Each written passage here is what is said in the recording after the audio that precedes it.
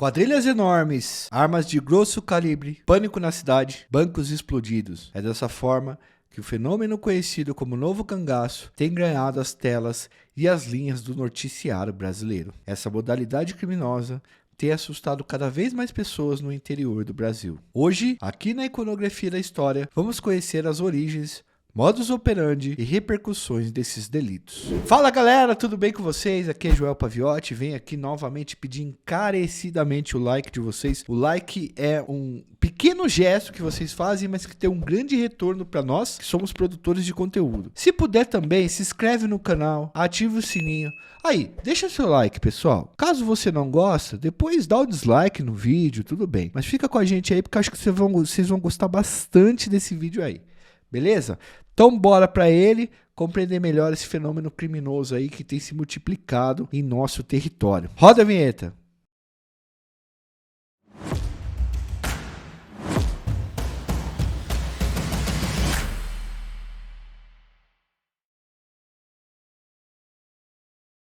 Bom, galera, antes da gente iniciar esse vídeo, vamos deixar claro aqui uma coisa. Tudo que é dito por nós está referenciado, tá? Nós montamos esse canal, pois nós sentimos a necessidade de levar até vocês boas histórias a partir de boas pesquisas e referências também. Eu espero que vocês estejam gostando dos nossos vídeos. Acompanhem as referências aí nos primeiros comentários, caso vocês queiram se aprofundar no assunto. Segundo, fizemos um dia desses uma publicação em nossas redes sociais falando um pouco sobre o Novo Cangaço. E teve algumas pessoas que apareceram nos comentários dizendo que não deveríamos usar esse termo, né? O termo Novo Cangaço, pois ele seria preconceituoso contra o Nordeste. Pessoal, nos desculpem, mas há uma explicação para essa expressão, tá? Para a expressão Novo Cangaço. É que esse tipo de crime ele foi identificado primeiro em pequenas cidades nordestinas. Vocês vão entender conforme formos passando aqui. Fiquem aí no vídeo que vamos explicar e vai fazer muito sentido essa nomenclatura, tá? Acompanha o vídeo aí até mais para frente que vocês vão entender por que tem o nome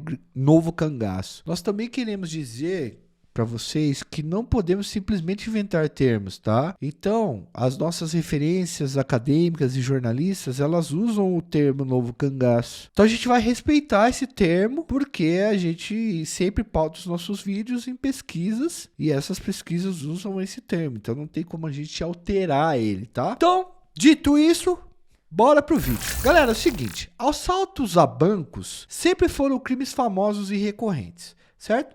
O banco, pessoal, é um lugar onde o dinheiro fica armazenado, certo? No passado ficava em maior quantidade, tá? Em espécie mesmo. Hoje a gente tem muito dinheiro eletrônico. Por isso esses ambientes, os bancos, eles eram propícios para atrair ações de fora da lei. Vocês podem observar esses tipos de crimes aí representados nos filmes de Velho Oeste. Aqui no Brasil, a prática começa a ficar famosa durante os anos 60 e 70, com assaltos realizados por grupos políticos radicais. As ações, na verdade, né, elas eram chamadas por esses grupos de expropriações, e elas eram geralmente realizadas em grandes centros como São Paulo e Rio de Janeiro. Mas assim, também sempre houve assalto a banco no Brasil, até mesmo sem ligação política. O fato é que ao longo dos anos, começa a ficar muito difícil assaltar bancos em grandes metrópoles. Na época também, nos anos 60 e 70, o sistema bancário não tinha muitas filiais, e essas filiais não eram em muitos lugares, como ocorre hoje. Qualquer cidade pequena tem um banco. No passado não era assim. Ser assaltante de banco, galera,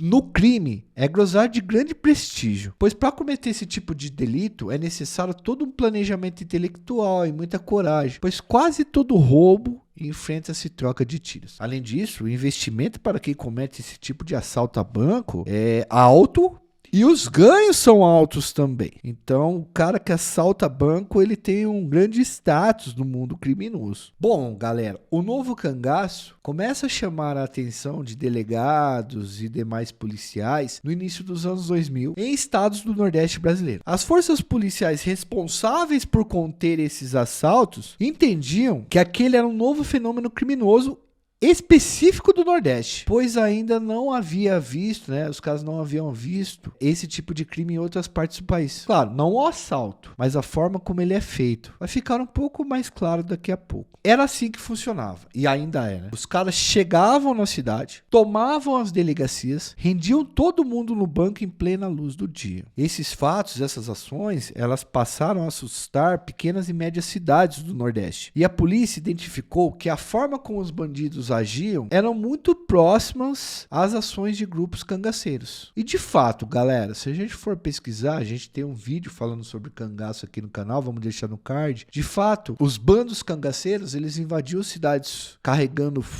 armamentos de grosso calibre e saqueavam muitos estabelecimentos, fazendo pessoas de refém, exatamente como esses assaltos começaram a ocorrer nos anos 2000. Da mesma forma, por conta da similaridade dessas práticas, as forças policiais passaram a chamar essa nova modalidade de crime de novo cangaço. Então, aí tá explicado por que não é uma questão de preconceito, tá? Bom, depois de explicar as origens, vamos falar um pouco sobre os modus operandi desse tipo de delito, tá? Nessa modalidade. Só nos últimos 10 anos, galera, aconteceu mais de 1000 crimes como esse. E assim, vamos explicar para vocês como é que funciona. O assalto, ele começa bem antes, pois precisa de muita organização e gente especializada. Geralmente, há umas 10 ou 20 pessoas, pelo menos no Brasil, com a capacidade de articular essas ações. Esses caras seriam os chefes das quadrilhas. Então, no Brasil não tem muita gente que tem capacidade de organizar um assalto desse. Esse chefe de quadrilha, ele começa a organizar um grupo para fazer o assalto. Ele vai atrás de 30, 40 pessoas, rouba e aluga carros e escolhe a cidade que vão fazer a ação. Geralmente, pessoal, eles escolhem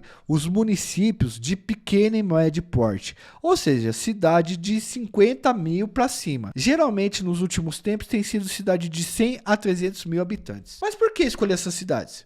Primeiro porque boa parte dessas cidades citadas não possui polícia especializada. A polícia especializada seria um pessoal preparado para enfrentar gente perigosa como assaltantes de bancos, né? E socorrer a própria polícia comum. Segundo, porque essas cidades também, desse tamanho, elas ficam longe de grandes metrópoles, o que dificulta a reação do Estado, porque dificulta a chegada de muita polícia. Terceiro, que geralmente cidades desse tamanho possuem muitas saídas para rodovias grandes e pequenas, o que facilita muito a fuga dos criminosos. Escolhida a cidade, esses caras se armam, comprando ou alugando armas. Geralmente são usados para fazer esses assaltos fuzis e até armas mais potentes como a Browning .50, aquela que a mídia fala que derruba avião. Essas armas podem tanto ser compradas no mercado legal como alugadas de facções criminosas. Novamente, todas as referências nós vamos deixar aí no primeiro comentário se vocês quiserem aí se aprofundar nesse tema. Aí, depois disso, pessoal, os caras alugam uma casa na cidade, passam a acompanhar o andamento cotidiano do lugar, escolhem um dia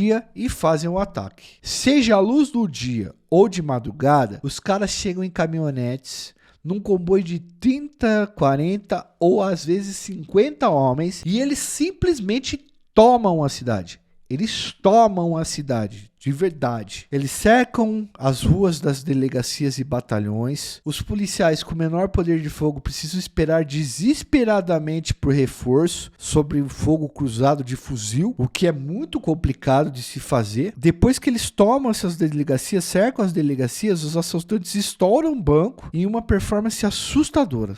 São formas de ações muito parecidas com o movimento do cangaço observado no Nordeste nos anos 30 e 40. Bom, após cercarem todas as ruas de acessos ao local e tomarem os bancos e explodirem os caixas eletrônicos, os caras guardam dinheiro nas caminhonetes. Geralmente eles invadem com caminhonete, SUV, carros grandes assim, e correm muito e dá para guardar bastante dinheiro.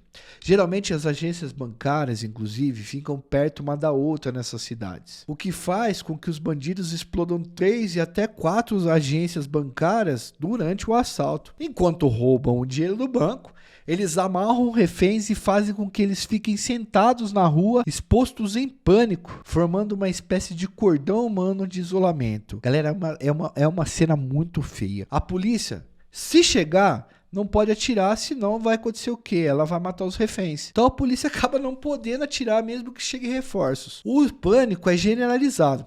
Em alguns casos, os bandidos chegam a deixar esses reféns apenas com as roupas de baixo. Ao fugirem, os criminosos ainda amarram esses reféns nos capôs das caminhonetes e saem atirando em tudo. É uma cena assustadora, causa uma histeria e um trauma coletivo em quem participa desse processo, seja como policial ou seja como apenas um inocente refém civil. Tem assaltos que mais de 1000 disparos são feitos. 1000 disparos! O recado dos bandidos é para o centro da cidade inteira. Não saiam que a gente pode matar vocês. Não saiam de dentro de casa. É pânico generalizado mesmo. Quem já viveu uma situação dessa vai saber do que eu tô falando. Galera, a partir do aumento desse tipo de crime, a polícia também passou a aumentar as tropas especiais de combate ao novo cangaço. Tanto a polícia civil quanto a polícia militar passa a aumentar o poder de fogo, os grupos especializados em combater esse tipo de profissional do crime. O sistema policial, galera, ele tem tentado descobrir o crime ainda em seu planejamento, para tentar desmantelar essas quadrilhas antes que aconteça o ato final. Mas o confronto é quase sempre inevitável. Porque mesmo preparando o crime, os caras já estão bem armados. Em 2017, na cidade de Itamonte, que fica no sul de Minas Gerais, a Polícia Militar, Polícia Civil e a Polícia Rodoviária, tanto de Minas quanto de São Paulo, se juntaram e realizaram um cerco sem os assaltantes saberem. Quando os bandidos, chegaram na cidade para fazer a ação, um confronto se desencadeou. Eram 200 policiais de um lado e 30 criminosos do outro. Uma cena de guerra se fez.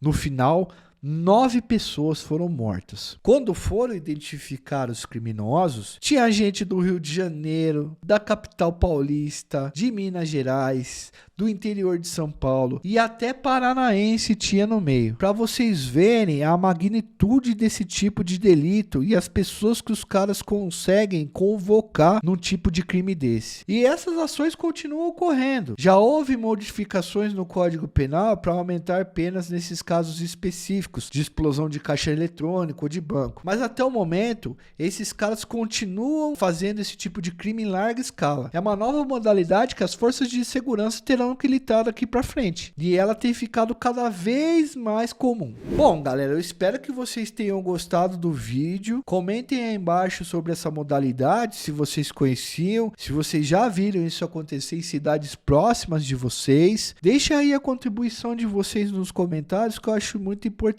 Eu também, antes de ir embora, quero pedir o like de vocês. Se puderem, virem membro do canal para ajudar a gente a produzir. Por um valor pequeno mensal, vocês conseguem aí nos ajudar muito a produzir. Se vocês quiserem também nos doar algum dinheirinho aí, clica no botão valeu. Se inscreva no canal, ative o sininho. Por favor, não esqueça de deixar o seu like.